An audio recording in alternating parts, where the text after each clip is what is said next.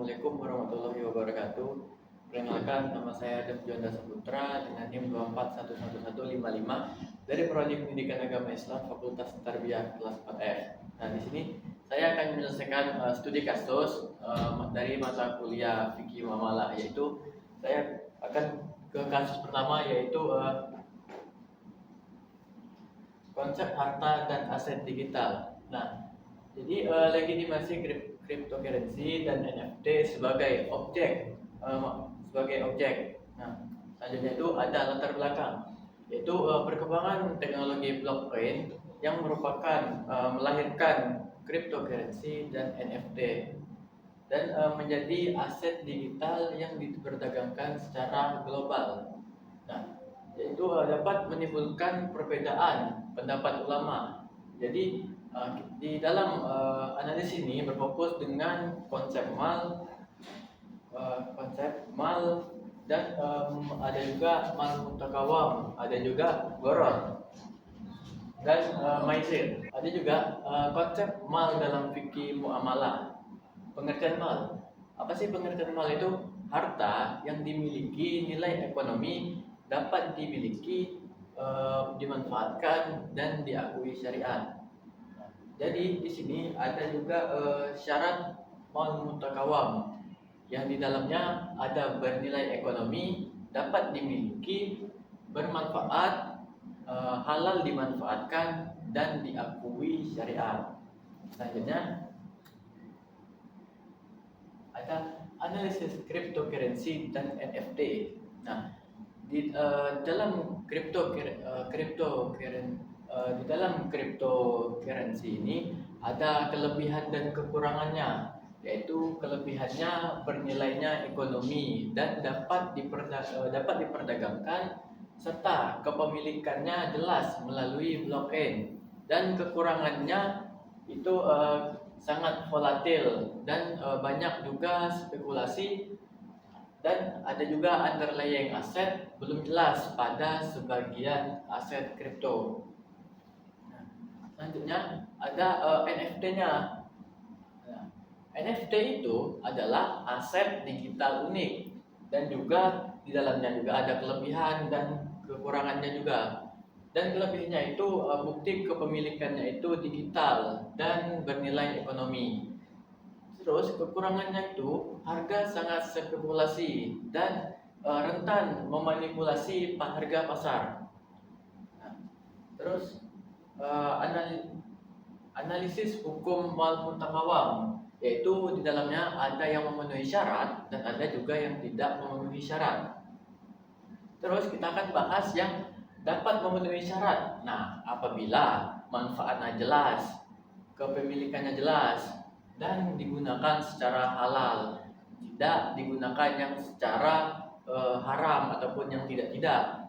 Nah, terus kalau belum memenuhi syarat, apabila dominannya spekulasi dan tidak ada manfaat real, dan tidak mengandung ketidakpastian tinggi. Nah, terus ada gharar, maisir, dan fatwa.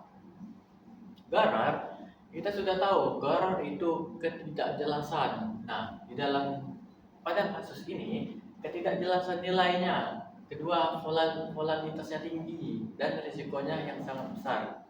Terus maisir itu untung dari fluktuasi harga dan spekulasinya berlebihan. Oke, kita lanjut ke fatwa. Dari Majelis Ulama Indonesia, Ijma Ulama tahun 2021 menyatakan bahwa kripto sebagai mata uang yang haram, tetapi sebagai komoditas dapat dipertimbangkan jika memenuhi syarat syariah. Terus International Islamic Fikih Akademik menekankan kejelasan objek, kemaslahatan dan bebas dari gharar, riba, serta maisir. Nah, terus pada kesimpulannya, cryptocurrency dan NFT dapat dikategorikan sebagai mal apabila memiliki nilai dan manfaat yang diakui. Nah, terus belum tentu menjadi mal mutakawam karena harus memenuhi sesuai syariat-syariah. Dan juga unsur garam dan maisir dalam praktik investasi kripto dan NFT saat ini masih dominan sehingga sering bersifat substansial atau subjek. Nah, keempat, pemanfaatan teknologi blockchain dapat diterima dalam Islam selama memenuhi prinsip keadilan, transparansi, kemanfaatannya jelas, dan bebas dari unsur yang dilarang syariat. Nah, selanjutnya kita masuk ke kasus yang kedua, yaitu riba dan fintech lending. Nah, yaitu tipu daya biaya layanan pada aplikasi pinjaman online dalam fikih muamalah. Nah, di dalam kasusnya itu, platform pinjaman online menawarkan bunga yang rendah, memotong biaya administrasi dan biaya layanan di awal. Bunga tetap dihitung dari platform pinjaman, jadi akan berdampaknya dana diterima lebih kecil, pengembaliannya jauh lebih besar, dan berpotensi mengandung riba. Nah, jadi pada umumnya itu jikalau pengembalian jauh lebih besar, itu kebanyakan kita mengembalikan uangnya itu bukan pokok, tetapi lebih besar ke bunganya.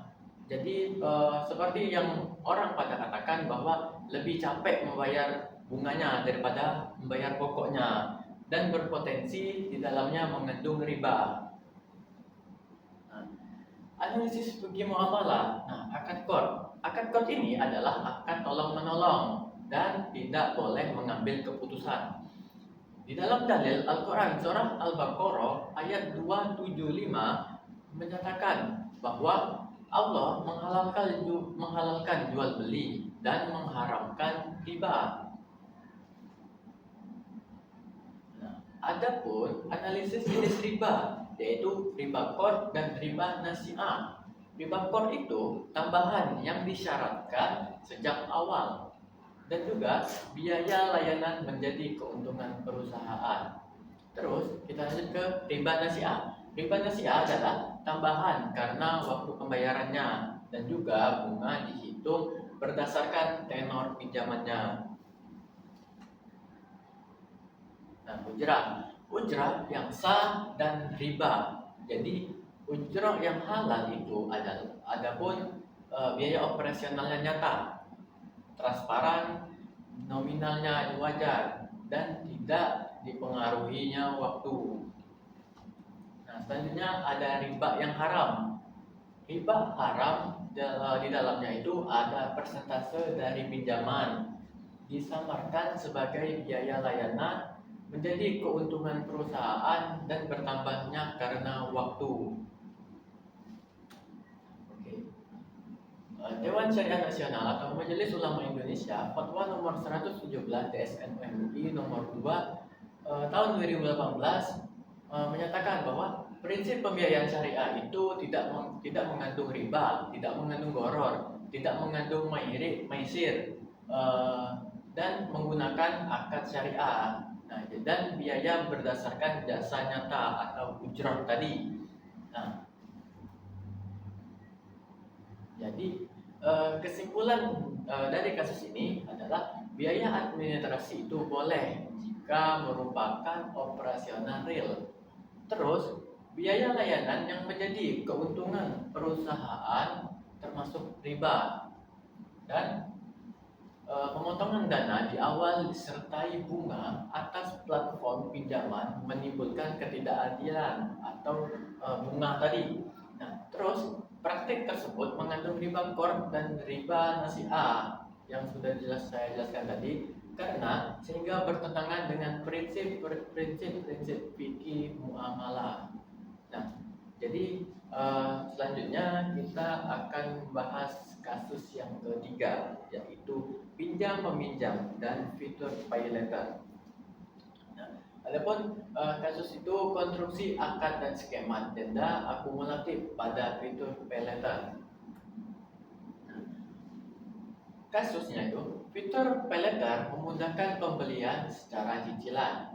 Platform memberikan talangan dana kepada konsumen. Terjadi denda harian akumulatif dan biaya penanganan saat telat membayar. Jadi permasalahannya itu bagaimana konstruksi akadnya, apakah denda tersebut sesuai syariat? Mari kita bahas selanjutnya. Nah, multi akad atau al-uqud al-murakkabah paylater terdiri dari beberapa akad, yaitu bai ataupun bisa disebut juga jual beli, itu transaksi barang. Nah, core atau murabah bisa kita bilang pembiayaan kepada konsumen, wakalah kuasa pembayaran kepada platform, ujroh biaya jasa yang nyata dan transparan. Analis denda, takwid. Takwid itu adalah ganti rugi atas kerugian real. Takzir itu sanksi bagi nasabah mampu yang sengaja menunda, dan denda akumulatif bertambah setiap hari menjadi keuntungan perusahaan dan berpotensi tidak sesuai syariat. Jadi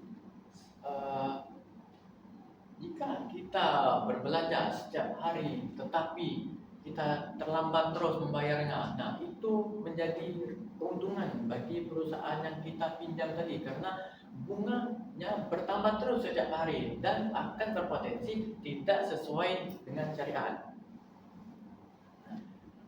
Apakah termasuk riba jahiliyah? Ya, saya jawab ya, karena ciri-cirinya itu tambahan utang karena penundaan pembayaran. Semakin lama menunjang, semakin besar utangnya dan tidak didasarkan pada kerugian real. Jadi semakin kita lambat membayar tadi, semakin besar bunganya.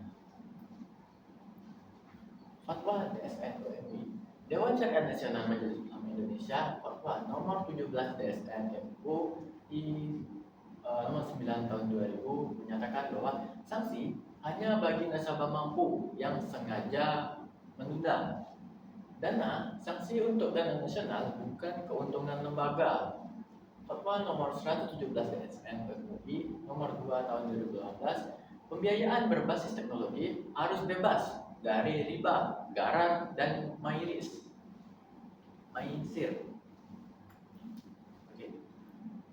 Jadi kesimpulannya itu adalah paylater ataupun multi akad al-uqud al-murakkabah denda dapat dibenarkan sebagai takwid dan takzir hanya jika menentukan ketentuan syariah dan fatwa DSN MUI tadi. Denda harian yang bersifat akumulatif serta menjadi keuntungan perusahaan tidak sesuai dengan konsep takwid dan maupun takzir tadi. Terus yang terakhir, praktek tersebut memiliki karakteristik riba jahiliyah sehingga bertentangan dengan prinsip keadilan dalam fikih muamalah. Nah, jadi mungkin itu yang bisa saya sampaikan mengenai 3 studi kasus yang saya bahas tadi. Kurang lebihnya saya mohon maaf. Saya akhiri. Wassalamualaikum warahmatullahi wabarakatuh.